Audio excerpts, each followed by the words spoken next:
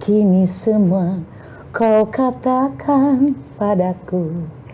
Jangan ada dusta di antara kita, kasih.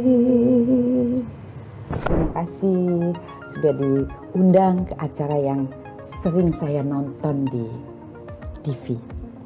Nama saya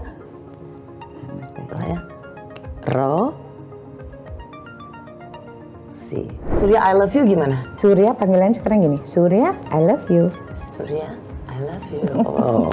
Stand by studio. Silent please. Mau ngapain? Siaran, Mbak. Beda kamar. Kali ini adalah kali yang sangat saya nantikan. Karena apa? Sudah lama setelah mendengar kabar indah dari Rochester, saya ingin sekali mengundang seorang perempuan yang saya rasa bisa memberikan banyak inspirasi, support, dan memberikan harapan bagi banyak kaum orang tua maupun anak-anak yang saat ini bisa jadi berada dalam keputusasaan. Dan saya mengundang perempuan kuat ini untuk selalu mengatakan, selalu ada harapan dan selalu ada jawaban atas doa-doa kita. Dewi Yull. Assalamualaikum. Waalaikumsalam. Warahmatullahi wabarakatuh. Terima kasih sudah diundang ke acara yang sering saya nonton di TV. Nama saya Rosi. Ya, Thank you Mbak Dewi. sama-sama. Mbak Dewi, bangga banget. Waktu saya melihat berita Mbak Dewi di Rochester, itu saya tuh menitikkan air mata. Saya menitikkan air mata karena saya percaya betul Surya bisa ada di level itu saya selalu sangat terharu dan saya percaya ini menjadi pegangan hidup bagi kita semua. Melihat Surya sukses mendapat 3 penghargaan, saya selalu teringat dengan lagu Di doa ibuku namaku disebut, dan saya selalu percaya kekuatan doa seorang ibu bagi anak-anaknya yang membuat Surya seperti ini. Iya, doa dan air mata, karena cuman itu yang kita punya. Jadi aku merasa bahwa aku sebagai perempuan gak punya apa-apa, karena anak pun punya Tuhan yang dititipkan. Ya hanya milikku yang bisa aku lakukan ya berdoa, memohon, dan memberi semangat. Karena juga aku harus mengakui bahwa ini bukan hasil upayaku sendiri. Ada tim. Ayahnya sampai 11 tahun, kemudian ada Suster Tia dari bayi yang ngurusin. Jadi aku bilang keberhasilan ini bukan keberhasilan 1 orang atau 2 orang. Ini ada teamwork yang tidak bisa kita abaikan. Ada abinya yang mendampingi, menemaniku 15 tahun terakhir untuk bisa sama-sama memberikan support, nilai-nilai hidup kepada anak-anak. Dan itu adalah pertolongan Tuhan. Sangat. Karena tanpa izin dan ridhonya aku bukan siapa-siapa, nggak punya apa-apa. Jadi Tuhan itu maha baik. Tuhan itu harus kita yakini bukan hanya sekedar di teori, di bahasa-bahasa orang-orang bijak maupun orang-orang yang lebih paham. Memang Tuhan itu hadir dan ada, akan menolong kalau kita yakin. Ya. Nggak mungkin. Mbak Dewi, pernah nggak membayangkan bahwa Surya itu akan ada di tahap berdiri di atas panggung menerima 3 awards atau penghargaan di Rochester Institute of Technology? Saya nggak pernah membayangkan, tapi saya hanya meyakinkan diri, menghibur diri pada saat tertekan, pada saat banyak bahasa-bahasa yang apa salah si Dewi sampai anaknya 2 nggak bisa dengar setelah tervoniskan Surya bahwa nggak bisa dengar juga. Saya hanya bisa, Tuhan ini ada hadiah apa yang kau mau berikan pada saya. Dan saya menghibur diri dengan saya bersumpah anak ini harus jadi anak yang mengagumkan. Anak ini harus menjadi anak yang akan membawa derajat buat saya. Bayangkan secara fakta ya, kita kan ngelihat fakta. Orang kan selalu lebih percaya pada mata. Apa yang dilihat dan apa yang didengar. Ternyata itu bisa menipu semua. Jadi saya hanya bilang, Tuhan tolong. Mata saya mungkin gak bisa ngelihat, telinga saya mungkin gak bisa dengar. Tapi saya yakin Engkau akan memberikan kesempurnaan sama anak-anak saya. Yang tidak dilihat oleh Yang mata tidak manusia. dilihat oleh mata manusia. Makanya saya bilang, meyakinkan setelah mereka dewasa, pernah nanya, Ibu kenapa saya tuli? Kenapa saya nggak bisa dengar suara ibu? Ibu dapat penghargaan. Giska kan bilang, ibu nggak boleh sombong, saya nggak bisa dengar gitu kan. Terus kenapa? Saya bilang, nggak usah ditanya, itu kebaikan Tuhan. Tiap orang nggak ada yang sempurna. Kalaupun kelihatan sempurna, mungkin ada titik hitam di dalam batinnya, di dalam jiwanya. Kamu nggak dikasih kesempatan mendengar orang-orang yang bicara buruk. Jadi aku mencari hal yang buat dia masuk akal gitu. Padahal itu salah satu cara menghibur diriku. Wow, luar biasa. Selamat ya Mbak Dewi. Selamat. Alhamdulillah Tuhan, terima kasih. Luar biasa. Saya mau melihat lagi momen yang sungguh luar biasa. Bagaimana Surya menerima penghargaan. Ini kata-katanya.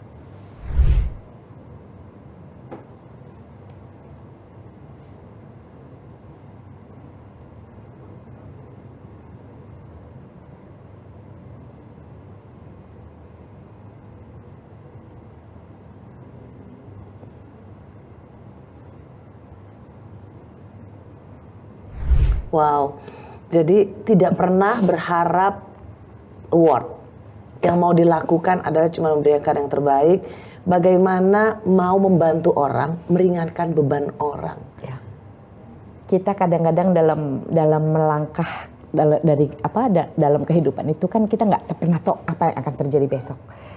Saya selalu mengajarkan ke anak-anak, kita boleh punya harapan dan mimpi, kita boleh ingin mengejar apa yang kita impikan, tapi sekuat-kuatnya kita, kalau kita nggak berhasil jangan kecewa, terus berusaha, karena kita nggak pernah tahu hari esok.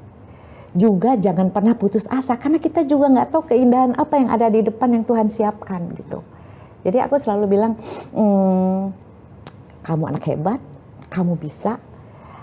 Kalau untuk sekolah, ibu pasti akan ada. Nggak tahu dengan cara yang jungkir balik ibaratnya.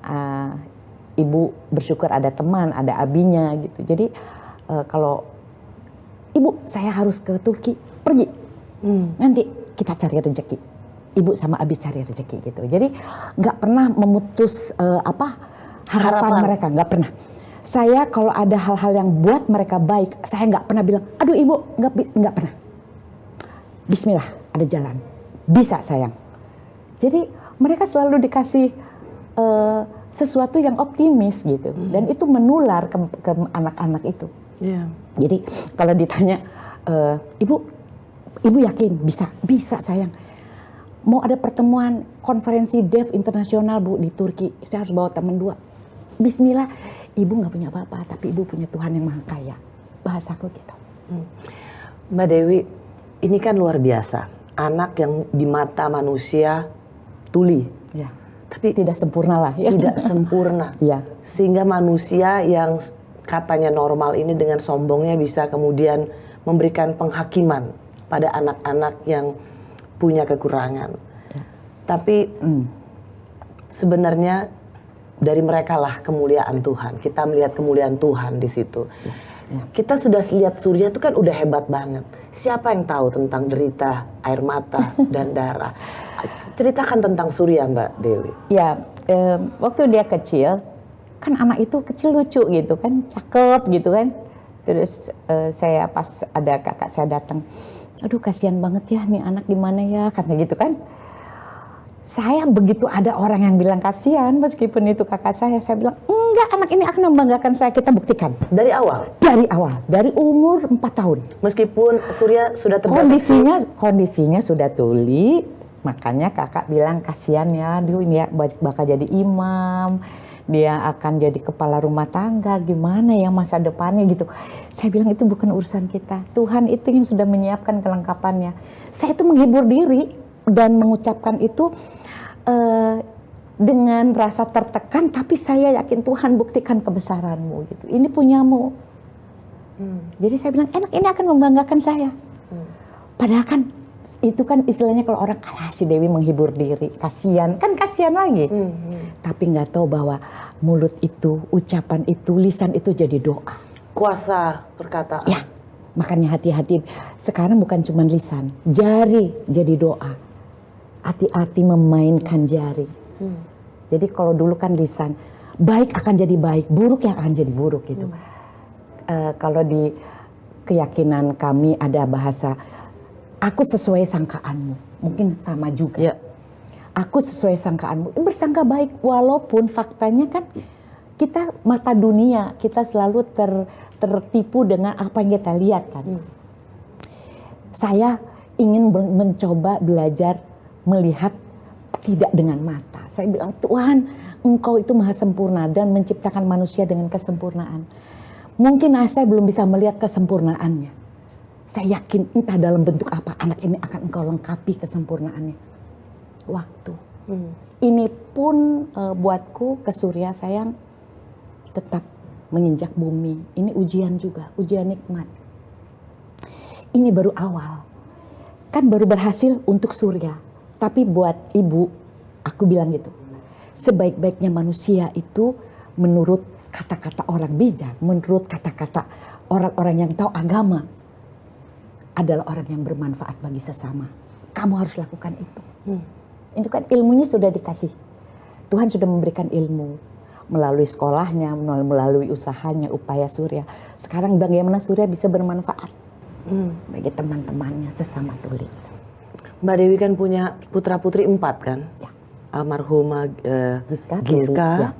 juga Tuli, terus Rama yang kedua, Dengar. S2 UI, alhamdulillah. Saya tuh bangga kalau anak saya bisa sekolah tinggi.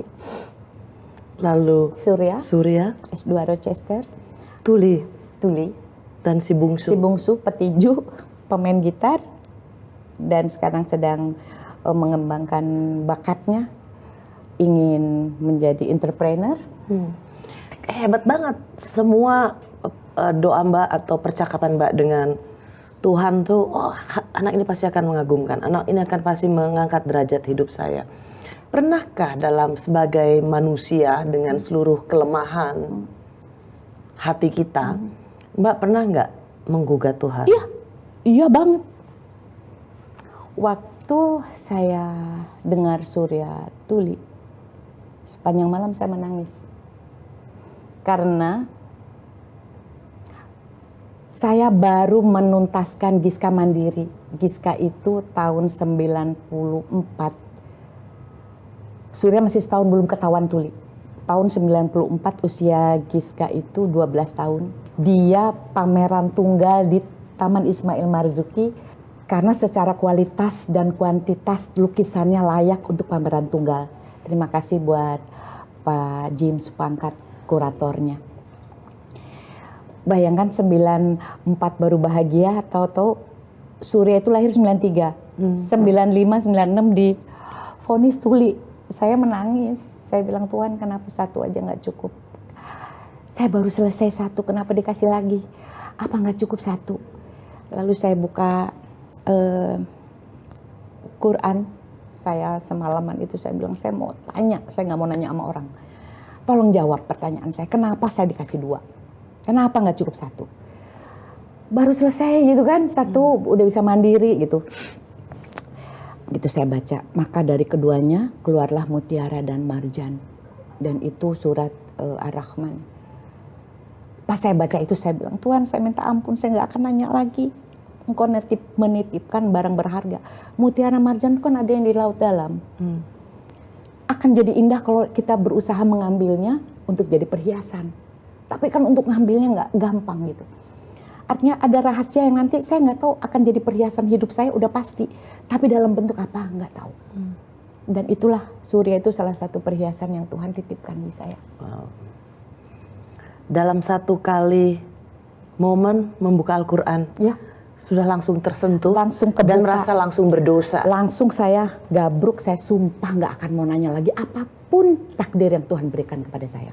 Betul, abis itu perusahaan saya bangkrut, Tuhan pindahkan jodoh saya kepada orang lain, kemudian endingnya Giska diambil. Saya cuma bilang, Tuhan, saya memang nggak punya apa-apa, bukan siapa-siapa, ambil aja semua. Yang penting jangan iman saya. Tinggalkanlah iman itu di hati bahwa aku masih percaya kebesaranmu, aku masih percaya bahwa kehadiranmu ada. Itu doang, saya minta iman doang. Dan Tuhan berikan, semua diganti. Giska pergi, saya punya mantu perempuan yang sayang. Jodoh saya dipindahkan, saya diganti. Dengan Abi yang baik menenteramkan, hati itu. Yang menenteramkan. Jadi apa yang saya nggak harus syukurin gitu. Perusahaan bangkrut, ya saya ternyata dikasih tahu kamu cukup jadi penyanyi. Karena dari penyanyi kamu bisa membayar kebangkrutan perusahaan masa lalu. Hanya dari suara. Pelan-pelan selesai. Tuhan makanya, kan kalau dimasukin akal nggak masuk akal. Usia segini, 62. Tuhan masih kasih kesempatan bekerja, masih kasih kesempatan ngamen. Wow. Dan biasanya yang paling menyakitkan itu kalau aku wawancara banyak orang yang memiliki pergulatan hidupnya dengan anak-anak yang istimewa sesungguhnya, tapi di mata manusia dianggap penuh kekurangan. Itu adalah omongan orang. Tadi Mbak Dewi kan selalu pernah bilang, aduh dosa apa Dewi Yulia kok sampai punya 2 anak tuli. Mbak Dewi Yul memaafkan mereka atau tetap menyimpan kemarahan pada mereka? Saya memaklumi, makanya saya sekarang menganut ilmu maklum. Jadi apapun orang dengar, maklumin aja. Maklum. Karena kita nggak perlu mikirkan pikiran orang kan. Yang penting kita menyadari bahwa kita juga manusia lemah, punya kelemahan, punya kekurangan, punya salah. Kita Gak ada marah sedikit pun dan ingin mengutuk balik? Enggak, buat apa? Menangisnya sama Tuhan, Tuhan, buktikan kebesaranmu. Apa yang mereka bilang, buktikan kebesaranmu.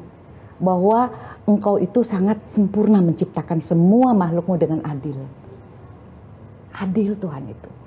Bahkan saya mewaspadai kepada anak-anak saya yang dengar, yang fisiknya sempurna. Saya lebih hati-hati. Karena kalau anak punya kekurangan, kita pasti akan waspada. Akan lebih care, akan lebih istilahnya Atensi lah. iya, aduh dia nggak dengar nanti gimana kalau ini gitu kan. Padahal menurut saya kita harus sama waspadanya kepada anak-anak yang dengar. Karena kita nggak tahu ada apa yang ada di kepalanya, apa yang ada di hatinya. Kalau saya boleh jujur, anak-anak difabel lebih jujur dalam tanda kutip, dalam mengekspresikan pikirannya, perasaannya. Dan perbuatannya langsung bisa kelihatan. Sulit buat manipulatif. Tapi anak yang sempurna, kecerdasan, mungkin kecerdasan intelektualnya, itu yang patut diwaspadai. Bisa membahayakan sekitar bahkan. Dan Surya ini memang pada dasarnya proaktif, Sangat punya kecerdasan yang sebenarnya di atas rata-rata dan helpful. dan sangat membantu. Makanya dapat awardnya itu International Student Graduating Service Award. Dia sangat membantu, melayani. Kok bisa dapat beasiswa S1 di Rochester, S2 dan kemudian lulus S2 sekarang S3. Wow Mbak, dia apply sendiri tuh untuk nyari beasiswa? Apply sendiri karena memang dia pernah komplain karena saya nggak rela lepaskan dia jauh. Jadi kan dia bilang LPDP belum ada buat difabel. Mudah-mudahan saya salah. Tapi waktu itu saya dapat informasi LPDP buat orang dengar. Kemudian dia mencari universitas dulu, diterima baru mencari beasiswa. Oke. Dan saya nggak tahu sistem LPDP seperti apa, tapi saya harapkan pemerintah untuk membuka peluang kesempatan yang sama buat teman-teman difabel, tuli khususnya, untuk bisa mendapatkan kesempatan. Karena memang betul, orang dengar pun ada yang pandai, ada yang sedang, ada yang harus bersaing sesama orang dengar. Anak tuli pun gitu. Dia berikanlah kesempatan untuk bisa setara, untuk mendapatkan kesempatan, peluang, mendapatkan beasiswa. Dites saja, dicek, bukan harus anak tuli yang tidak kredibel dipaksainnya, enggak juga. Gitu. Tapi berikan kesempatan yang sama supaya ada surya-surya lainnya. Ya. Mbak Dewi, kita ngomong secara khusus, Ibu Menteri Keuangan, Bu Sri Mulyani, ini Mbak Dewi Yul, semoga LPDP ke depan dalam waktu yang tidak lama bisa juga memberikan akses yang sama untuk anak-anak difabel supaya ada surya-surya lainnya yang bisa dapat S1, S2 di Rochester. Dan berharap jangan berpikir bahwa lulusan SLB susah. Betul, SLB terbatas, tapi kan mereka juga banyak yang sekolah inklusi. Dan itu kadang-kadang kecerdasannya tidak kita bayangkan kok gitu. Yang penting kesempatannya saja. Dan mudah-mudahan sistemnya juga Surya tadi juga sempat pesan pemerintah kita maulah belajar. Lihatlah Rochester REIT itu seperti apa. Bagaimana anak-anak tuli di sana, ada yang jadi dokter, ada yang jadi lawyer. Wow, bagaimana dokter tuli, dokter umum tuli. Karena mereka dikasih akses untuk bisa berbahasa isyarat, ada penterjemah bahasa isyarat. Jadi anak tuli bisa ke dokternya yang tuli. Lawyer ada problem dengan anak komunitas tuli, lawyernya tuli gitu. Jadi memang kita harus banyak belajar. Artinya Mbak Dewi, kayaknya penting buat semua teman-teman untuk kita kasih semangat supaya seperti apa yang bisa dialami oleh Surya. Surya menitipkan pesan khusus buat teman-teman tuli yang mau belajar dan tidak pernah berhenti putus asa dan bisa dapat beasiswa. Ini pesan dari Surya.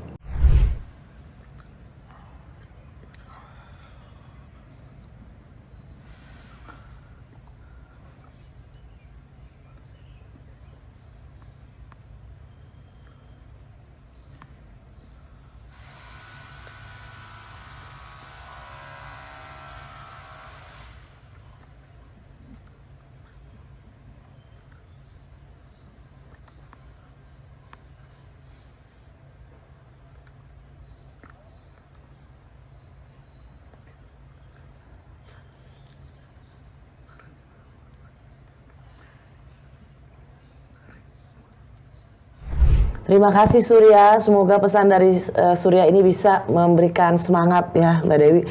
Sebenarnya kata kuncinya itu harus proaktif sih. ya, Jadi mau cari tahu informasi, terus riset. dan baik baca. Karena kelemahannya teman-teman tuli harus diakui, literasi bahasanya harus makin diperbaiki gitu. Surya itu mengutarakan bahasa tulisnya bagus karena dia hobi baca. Jadi sebetulnya memang berharap Indonesia ramah disabilitas. Jadi akses buat mereka dapat informasi, jadi real time gitu. Kayak misalnya apapun berita, captionnya tuh udah otomatis.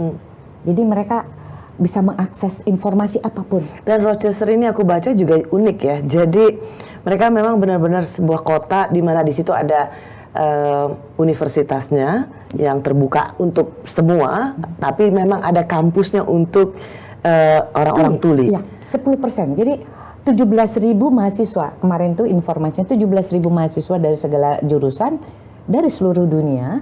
10%-nya itu 1.000 lebih, 1.400 itu difabel dan tuli.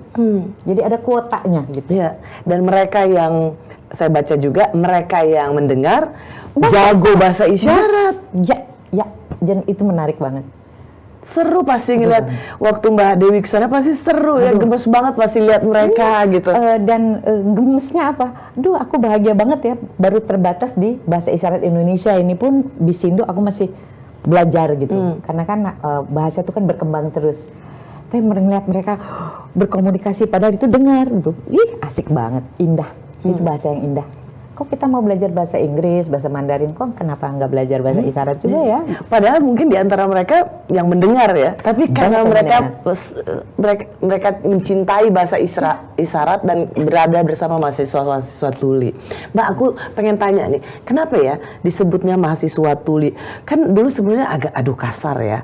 Kenapa nggak tunarungu gitu? Menurut Surya, kenapa dia lebih dibilang I'm deaf? Dia bangga. Saya tuli. Karena saya punya budaya. Saya punya bahasa. Ini kan masalah komunikasi aja. Dia nggak bisa dapat informasi dengar, tapi dia punya bahasa isyarat sendiri. Dan mereka bangga banget. Itu kita punya budaya, Bu. Gitu. Budaya apa? Budaya tuli. Jadi nggak usah bilang tunarungu lah gitu. Wow. Teman tuli. Teman atau difabel tuli. Atau teman tuli. Kita ada teman tuli. Jadi Surya ingin mengatakan bahwa nggak usah sok-sok diperhalus. Nggak usah, yang penting support yang nyata gitu. Tuli ya tuli, I am deaf. Yes. Yang penting support.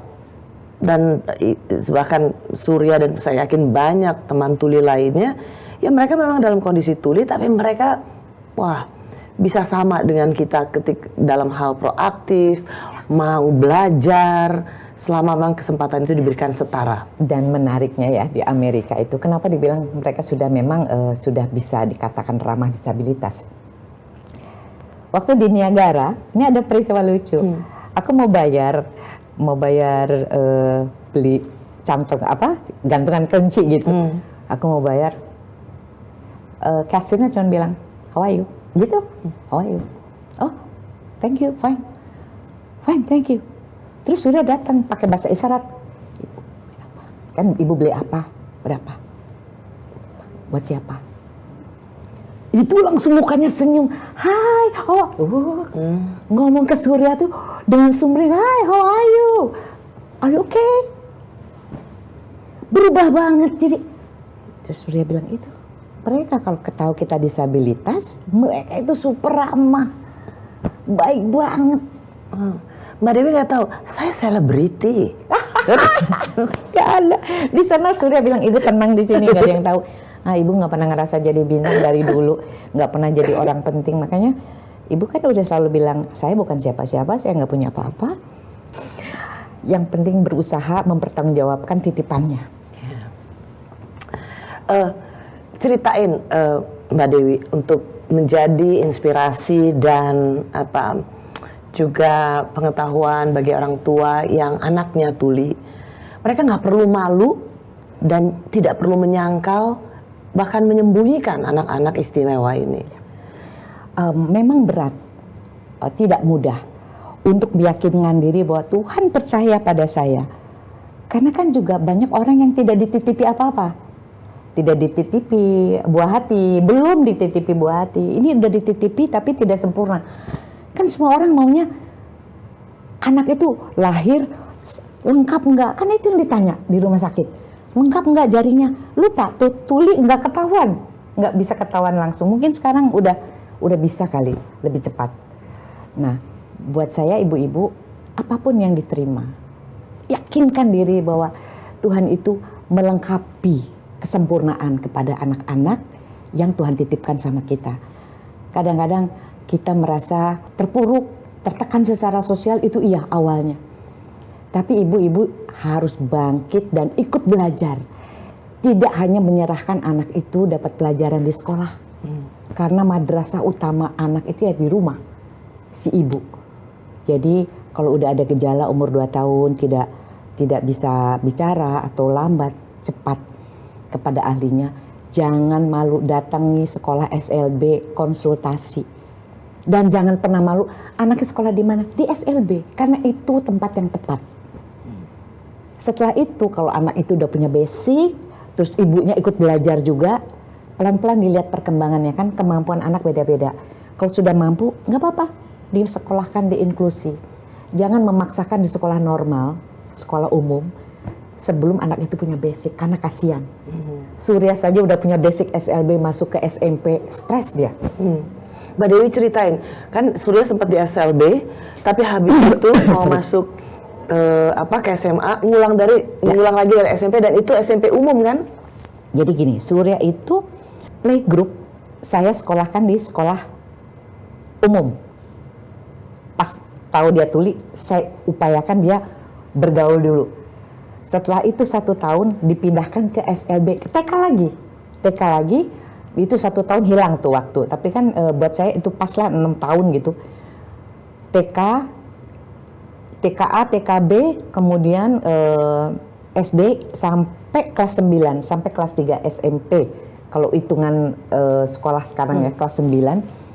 Di SLB itu nggak tahu sekarang, tapi pada saat Surya sekolah itu selesai di kelas 9, kejuruan sebutannya. Belajar teknik, menggambar, melukis, perbengkelan gitu, membatik. Terus saya tanya, Surya masih mau sekolah nggak?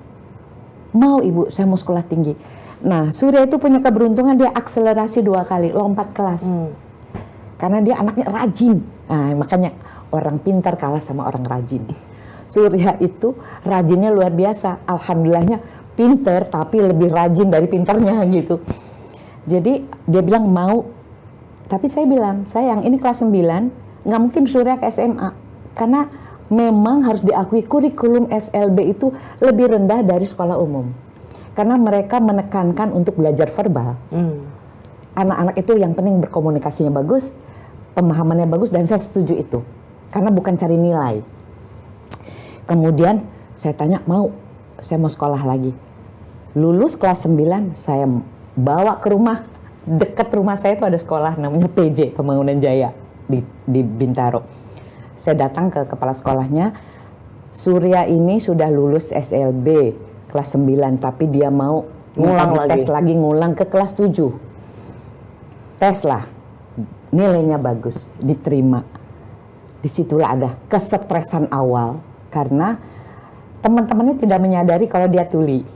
Kemudian gurunya lupa kalau Surya tuli. Jadi saya sudah dari awal sudah bawel gitu, Pak, Bu, tolong anak saya ini tuli. Jadi tolong kalau ngasih pembelajaran jangan ngadep ke papan sambil nulis, jangan balik dulu kasih, karena Surya baca bibir Gerak gitu. bibir. Iya, baca gerak bibir. Terus pada saat itu mereka iya, tapi kan berjalannya waktu mungkin lupa atau enggak gitu. Jadi Surya, kok ini anak telah terus pulang gitu kan. Saya tanya kenapa, saya catat, nyatet dulu dari teman-teman. Kenapa? Karena gurunya muter-muter, jadi saya nggak bisa ngikutin gerak bibir. Jadi pengorbanannya yang orang nggak lihat, orang hanya lihat setelah jadi hasil.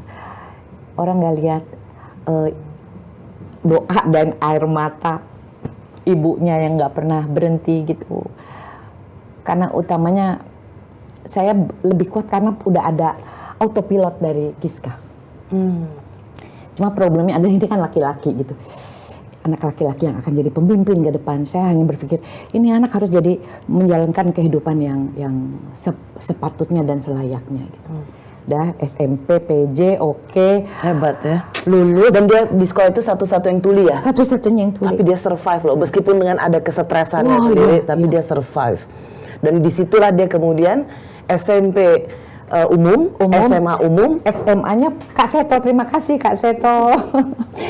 Dan dari situ cari beasiswa. Cari beasiswa sendiri. Dan saya nggak ngerti, saya nggak sekolah, nggak paham gitu kan. Saya ijazahnya cuma SMA. Jadi saya ingin anak saya lebih pandai, lebih pintar, dan saya cuma bisa, sayang bisa. Terus bagaimana? Abis itu dia suka ketawa tuh. Ibunya kan ngotot gitu kan. Ayo sayang gimana? Ibu kasih saya ke luar negeri. Bisa? Enggak. Jangan. Itu dia udah apply dari umur 23 tahun. Baru saya ikhlasin 25. Posesif. Bukan posesif.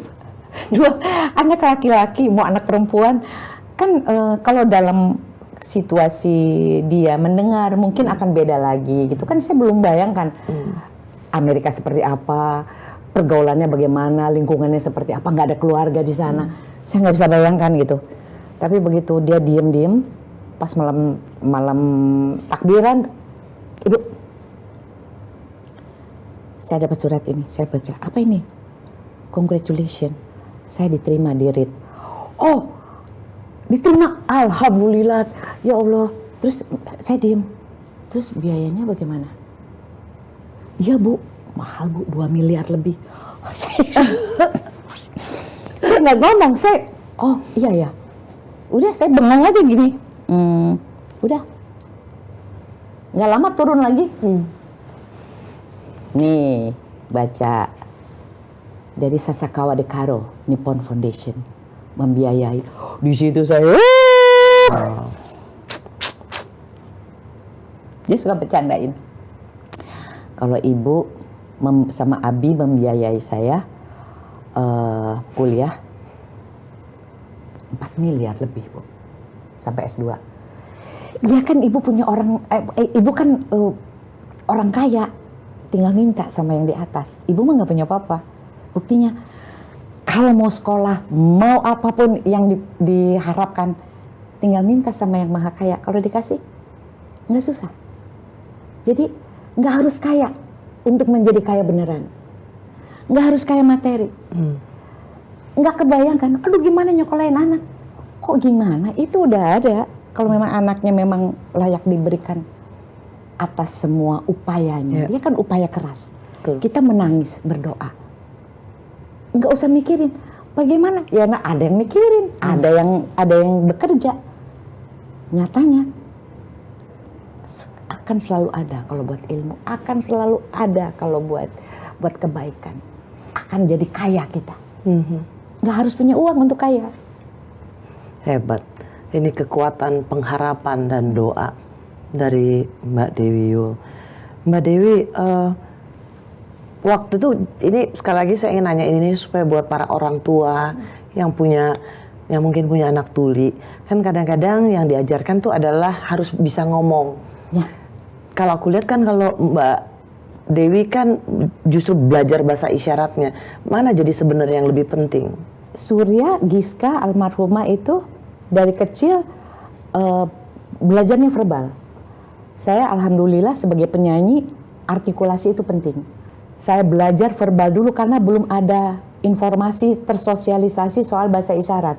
Karena sekolah di Pangudi Luhur itu sekolah untuk tuli yang metodenya verbal. Perkembangan waktu, Giska itu SMP mulai bergaul dengan Gerkatin dan mulai tahu bahwa ada bahasa isyarat Indonesia dari zaman Belanda namanya Bisindo. Giska mulai belajar. Kemudian ada lagi informasi mengenai ASL, makanya saya belajar ASL juga dalam bentuk alfabet. ASL itu American Sign Language. American Sign Language. Bahasa isyaratnya Amerika. Bahasa isyarat Amerika. Kenapa saya belajar alfabet? Karena kadang-kadang anak tuli itu mungkin diakui sama ibu-ibu yang punya anak tuli. Kalau bilang pulang, mau pergi tuh pulang, misalnya pulang, jadi pulang. Eng-nya nggak ada, konsonan, sengau itu nggak ada. Karena mereka tidak dilatih untuk eng gitu. Saya itu latih itu. Ngebedain antara sama P. Kalau P sama ini ada getarannya beda. Jadi saya belajar sama guru bicaranya apa membedakan. Saya latih di rumah. Kenapa saya belajar alfabet? Karena itu kadang-kadang pula maan, kaknya nggak ada, hilang. Anak tuli itu suka hilang, huruf matinya hilang.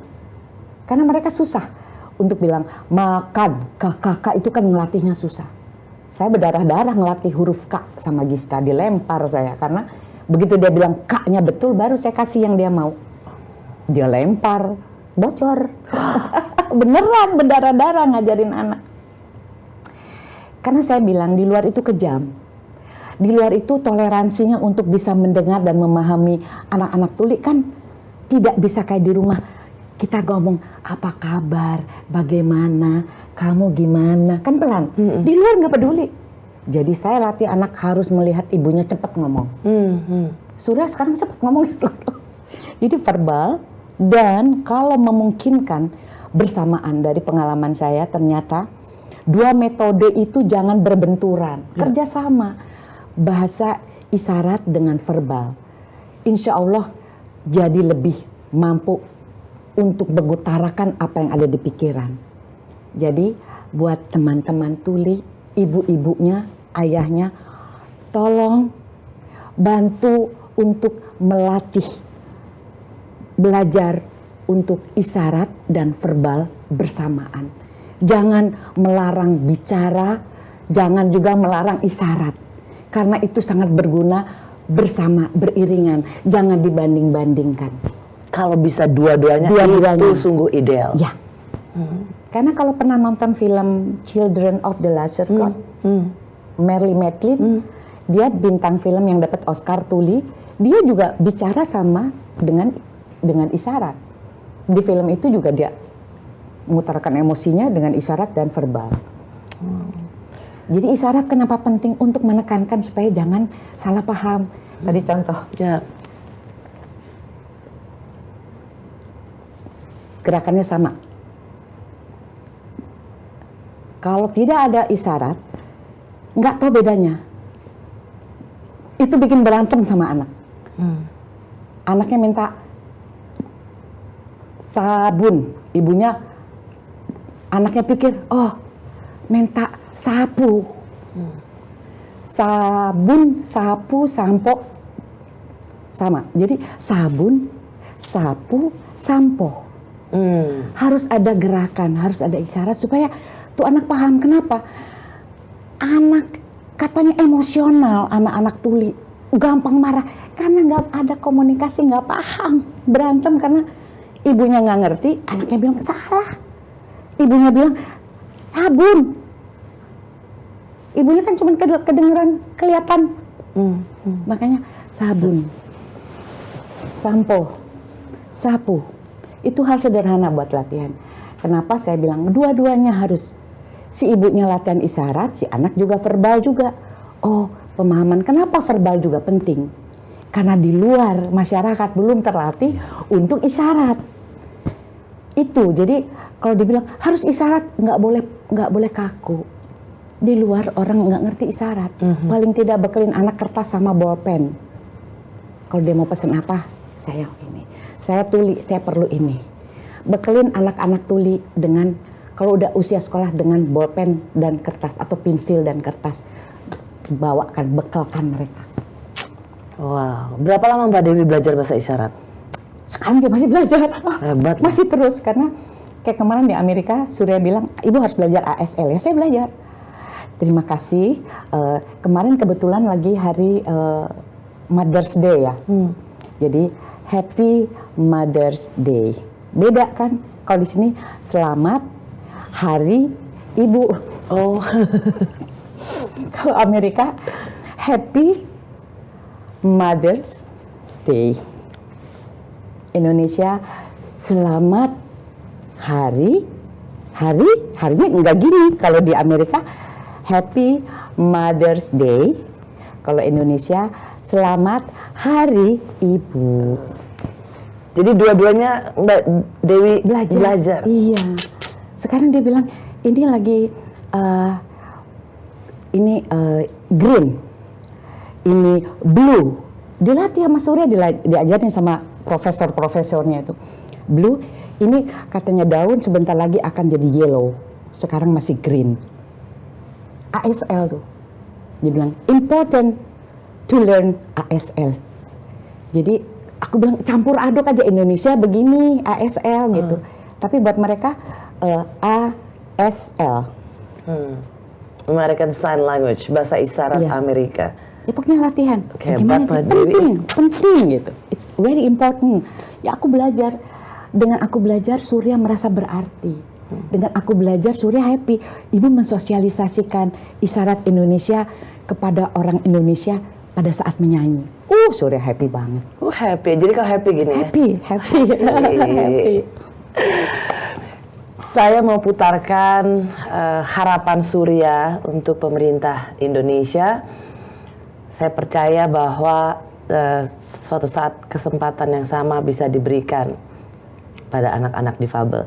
Ini kata Surya atau pesan Surya dari Amerika Serikat.